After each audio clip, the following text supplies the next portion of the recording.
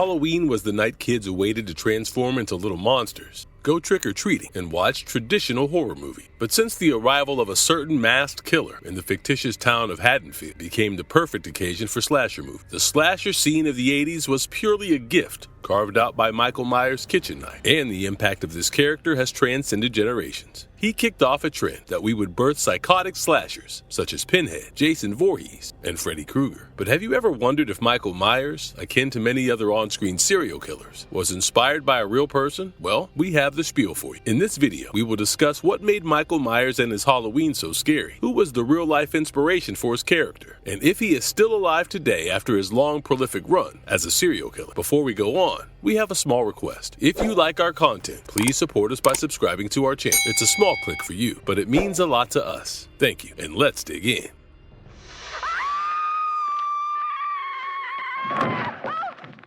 Who is Michael Myers? To explain Michael Myers, we have to jump back decades to the fateful night of October 31st, 1963, when it all began. He was quite a kid, young Michael. He was 6 years old that Halloween, dressed in a trick-or-treating clown costume. He was skulking outside, peeping at his sister Judith and her boyfriend having fun inside his house. He waits and watches her boyfriend leave out the front door, armed with a kitchen knife. He sneaks upstairs to Judith's room. Judith is inside, sitting on her dresser in the nude, brushing her hair. Before she can fully react to him, he kills her, stabbing her repeatedly in cold blood. Not the best Halloween for his parents, who return home to find little Michael standing on the curb holding a bloodied, long-drawn knife in his hand. This pint-sized psycho was Michael Myers, and while he grew considerably in his time at Smith's Grove Sanitarium, the physical change did nothing for his psychotic, stone-cold mind. He remained an inhuman, vicious killer, merely waiting for his break. His attending psychologist, Dr. Loomis, described him as the one with the devil's eyes. This is what stitches the character Michael Myers with his real-life inspiration for the director of the 1978 Halloween film, John Carpenter, and we will explore that wretched tale in detail in this video. Dr. Loomis said, and quote, "Michael Myers is the most dangerous person I have ever observed. There is an instinctive force within him. He's waiting." The film Halloween has been rebooted and retconned time and again as the Halloween franchise has grown. Though fans differ on how the movies have approached Michael Myers' backstory, we will shed some light on what he was all about, his motivations, and the source of his powers.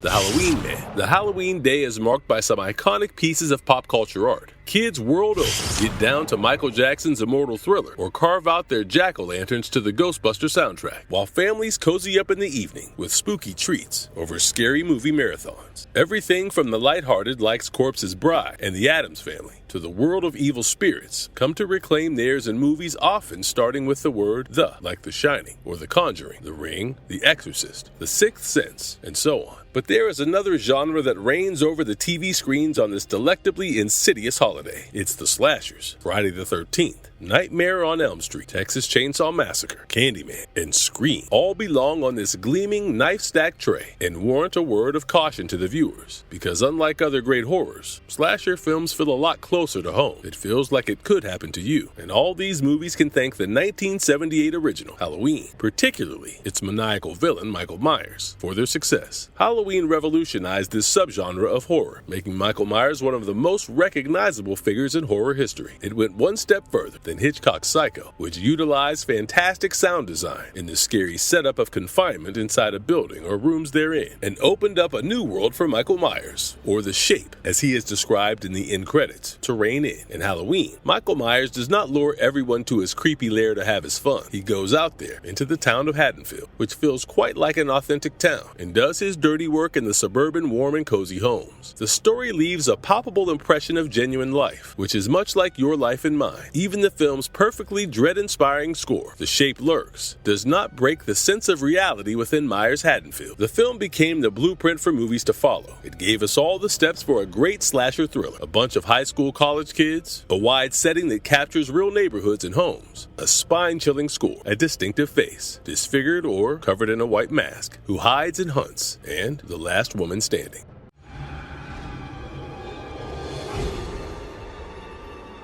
The Is Michael Myers still alive? The 2022 film, Halloween Ends, tried to kill Michael Myers forever, given its bleak reviews and fans' general dissatisfaction by not seeing much of the legendary boogeyman in the film at all. It begs for a remake. The Halloween franchise has undoubtedly taken way too much liberty with the character of Myers, crafting out 4 different timelines. Let's take the original film as a benchmark, which it totally is. The storyline has 4 subsequent films: Halloween 2, Halloween 4, The Return of Michael Myers, Halloween 5, The Revenge of Michael Myers, and Halloween, The Curse of Michael Myers. This timeline begins with the original film, where Michael Myers escapes Smith's Grove Sanitarium to return to his hometown. He picks his victim, Laurie Strode, and begins to stalk her. He ends up killing her teenage friends, and she escapes by a cat's whisker as his psychologist, Dr. Loomis, turns up and shoots him down. The movie is perfect with its grand share of jump scares and an excellent last girl standing finish. Later, we discover that Laurie Strode is Michael Myers' sister. This timeline makes quite a leap into the supernatural too, by the way, and shows Michael Myers as a cursed man from the powers of some druids belonging to a certain cult of Thorn. He had been doomed to sacrifice his family on the day of Samhain, which is Halloween now. Possessed by the druid's curse, he is driven to kill, and also supplemented with strength and durability. In case you were wondering how Michael Myers has survived getting knifed and hacked so many times to return to the killing business again. Fit as a fiddle and with a can-do attitude, so he naturally wants to kill Laurie because she is his sister. But at this point, the character of Michael Myers had strayed so far away from the emotionless killer John Carpenter had created him, is that he was no longer the same petrifying boogeyman. The last movie of this franchise, The Curse of Michael Myers, had been swept under the rug by all successive reboots for this very reason. It just wasn't working out anymore. That whole Curse of Thorn thing was just too much. Too much drama, too much variation, too stagey. For those who weren't fans of the Michael, Laurie's sibling angle to start with, I think John Carpenter agreed with you even though he had a little hand in writing that plot. When the film's reboot once again came under his pen and ink, he completely ignored everything Halloween 2 onwards and all that brother-sister retcon and made a film that was the direct sequel of the 1978 horror, simply titled Halloween. Thereafter, Halloween Kills and Halloween Ends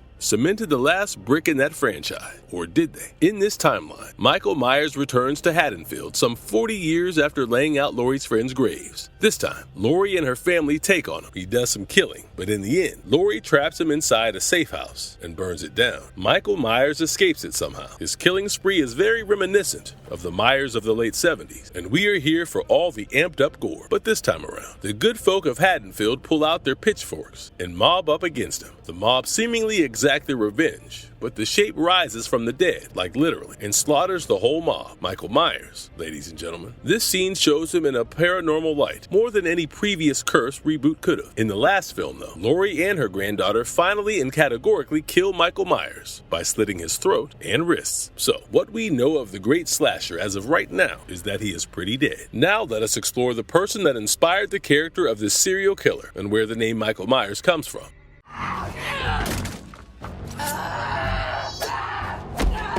The man who gave Michael Myers his name. One would think that a legendary psycho like Michael Myers would have had his name fashioned after careful dissection of what the character symbolizes, which was a constant force, almost robotic in the way it kills. A man who is not so much a man, as Dr. Loomis says in the movie, but pure evil's hand at work that will never stop, not until they find a way to kill him. But the story of the name, Michael Myers, is much simpler than that. Believe it or not, the original Halloween director, John Carpenter, and Irwin Yablans, the producer, came up with the name for their lead slasher over a helping of tuna sandwiches. A tasty combination, don't you think? Carpenter's previous work, the 1976 action thriller Assault on Precinct 13, which had European critics and public raving after its premiere at the London Film Festival, was distributed in Europe by, surprise, surprise, one Michael Myers. Yes, Carpenter basically named this character as a tribute to his European distributor. So for all those who were expecting a peppery, gooey tale to go with the name choice, I'm terribly sorry. Let me make it up to you with an actual eerie story. Was there a real flesh and blood psycho behind Michael Myers? That'll be a yes.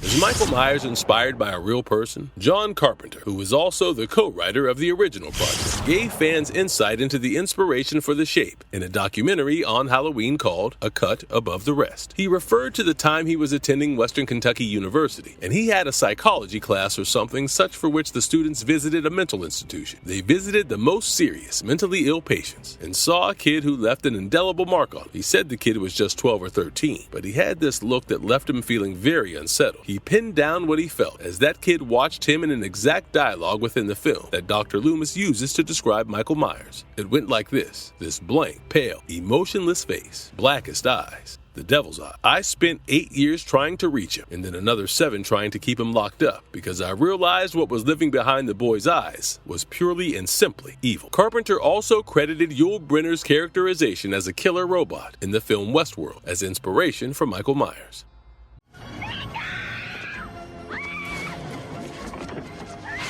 Marvelous Murder. Haunted by the image of the young boy whose inert eyes cut into his soul, Carpenter brought to life a character that was so feral and unforgettable that I'm sure even today, the girls babysitting on Halloween night won't forget to lock up the back door and hide the kitchen knives. Michael Myers, the man silently lurking in the backyard across the street in his creepy white mask, inspired many others to climb the slasher bandwagon. Michael Myers continues to be popular in the age of special effects and animation, where any imaginable djinn or heathen can be brought to life, and there is plenty to choose from on screens of every side. There are a few reasons for this, but the one that stands out is that Michael Myers shaped a cult. He was a new type of evil in a new kind of film. He wasn't motivated by a dark, twisted family or event. He just wanted to draw blood and watch his victims pinned down with his knife. As Carpenter described in A Cut Above the Rest, make him human, yes, but almost like a force that will never stop. That can't be denied. Michael Myers wasn't a supernatural force, though the reboots experimented with the idea. Still, in the end, they returned to the shape's roots and made him his old self, a crazy force, human but unstoppable, which is much scarier to think about than any made-up ghoul. So, to end the video, here's a question for all you horror fans. If we put Michael Myers far east in the Saki house, who will walk out at the end of the day? A girl ghost or a masked man? And if you liked our content, don't forget to leave a like and subscribe to us if you haven't already. Have a good one and be safe. Thanks, everyone.